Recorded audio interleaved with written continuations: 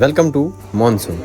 ચોમાસું આવે અને યાદ આવે દોસ્તોની સાથે ફરવા જવાનું, એ પણ કઈ બાજુ? પહાડોની ઓર.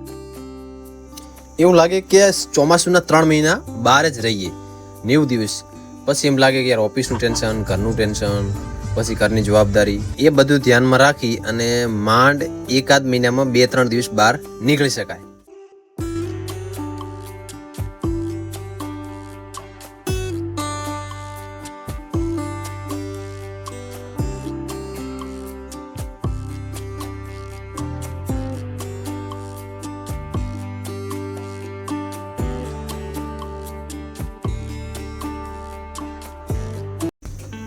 આ પહાડ જાણે આપણું સ્વાગત કરી બેઠો હોય ને એવું લાગે.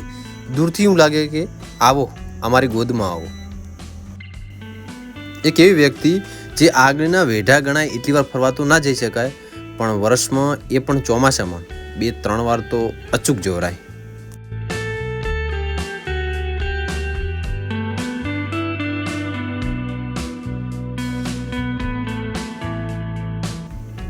બપોરના 1:30 વાગ્યા છે અને અમે અંબાજી પહોંચી ગયા, કારણ કે અંબાજીના રસ્તા એટલે બેહદ ખૂબસૂરત.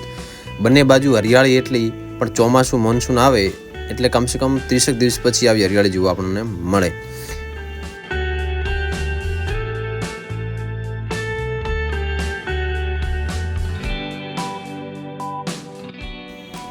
માં અંબાના દર્શન કરી અમે સીધા નીકળી ગયા અમારા હમસફરના સાથી બોલેરો ગાડીને સીધા આબુ તરફ. માર્કેટમાં જે પણ ખરીદી કરવાની હતી અમે કરી લીધી, પછી સીધા અમે નીકળી ગયા.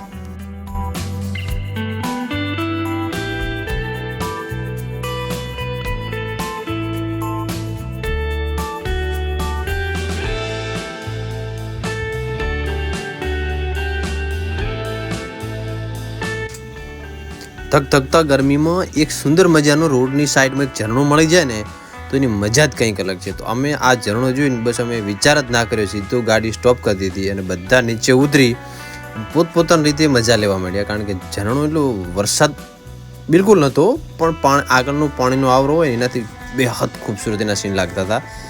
તો બીજા લોકો નાહી રહ્યા હતા, પણ અમે નહોતા નાહ્યા, કારણ કે અમારે આબુ જવાની ઉતાવળ હતી. તો ફટાફટ આને એન્જોય કરી અમે તરત નીકળી ગયા આબુ તરફ.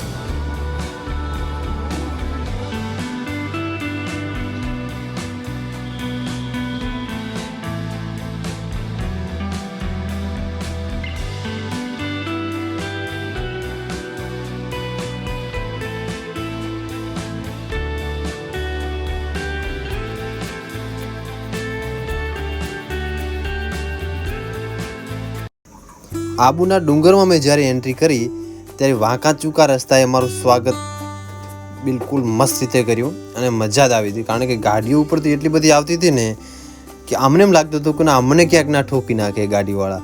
તમે જુઓ, ગણો ખાલી ગાડી, અમે ઉપર જઈ રહ્યા છીએ અને ઉપરથી પબ્લિક આવી રહી છે. તો ઇઝ અ કોમ્પિટિશન, જોરદાર મજા આવે એમ.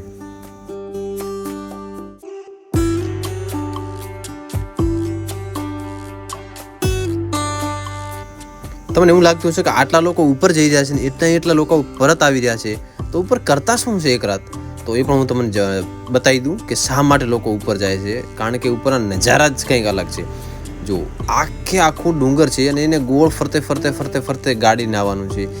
એ વળંકા જોઈ ધીરે ધીરે ઉપર આવી અને આપણું તો મન ભરાઈ જાય એમ.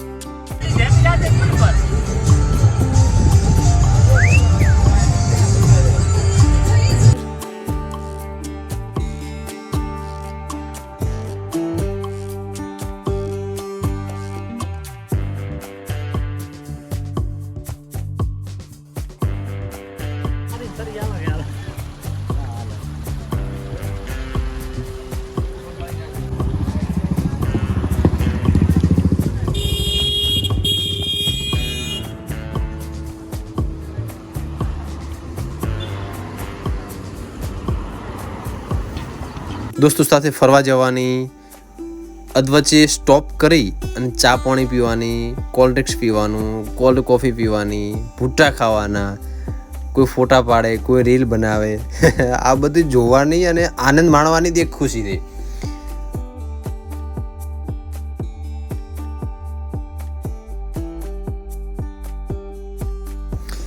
બસ સાંજના 5:30 વાગ્યા હશે, અમે પહોંચી ગયા. જો અમે તળાવની બાજુમાં હાલ અમે પરિક્રમા કરી રહ્યા છીએ. અંદર બોટિંગ ચાલુ છે, તો જેને પણ બોટિંગ કરવી બોટિંગ કરી શકે, માછલીને લૂંટની ગોળી પણ ખવડાવી શકે. તો અમે હાલ જઈ રહ્યા છીએ બધા સનસેટ પોઈન્ટ ઉપર. ખાસ મને કહેવામાં આવ્યું હતું સનસેટ પોઈન્ટ જુઓ, અને મને અંદરથી વિચાર આવે કે ખાસ લોકો સનસેટ પોઈન્ટ કેમ જાય, ઉગતા સૂરજને કેમ દેખતા નથી, આથમતા સૂરજને બધા દેખે. તો કારણ કે સવારનું કોઈ ઉઠતું નથી એટલા માટે.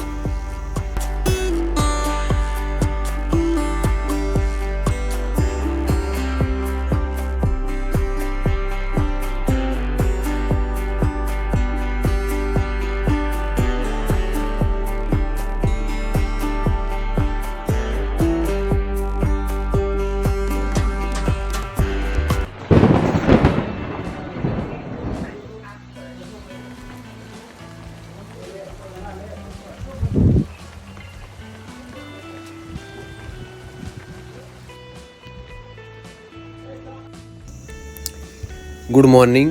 તો આ બીજો દિવસ છે. તો જુઓ તમે જોઈ શકો રાતે વરસાદ બિલકુલ મસ્ત પડ્યો, અને અમે આબુ આવીને વિચારતા કે આબુ આવીને વરસાદ કેમ ના પડ્યો. તો ફાઇનલી રાતે વરસાદ પડી ગયો, અને સુબહમાં જુઓ તમે નજારો જુઓ ખાલી સવારમાં. અને સૌથી પહેલાં હું ઉઠ્યો કારણ કે મારે આ બધું કેપ્ચર કરવાનું હતું.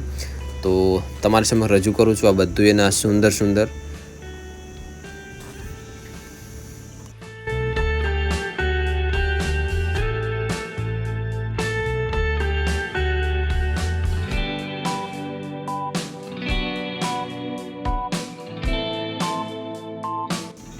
તો ભૂખ કોને નથી લાગતી.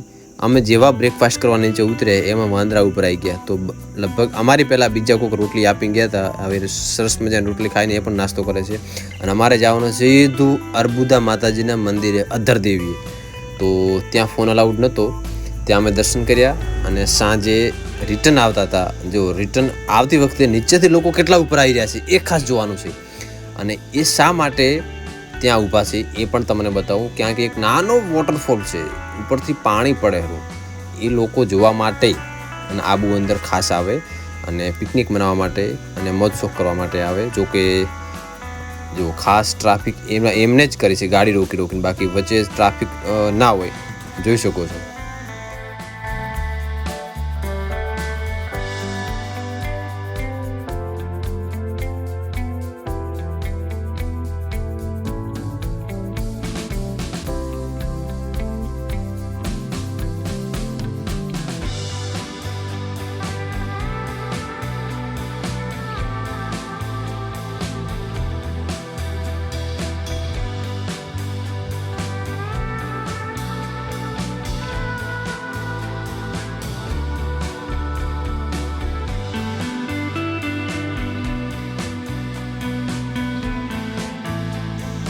તો આશા રાખીશ કે તમને આ વિડીયો પસંદ આવ્યો હશે. તો મળીશું નવા વિડીયો સાથે. ત્યાં સુધી બાય બાય.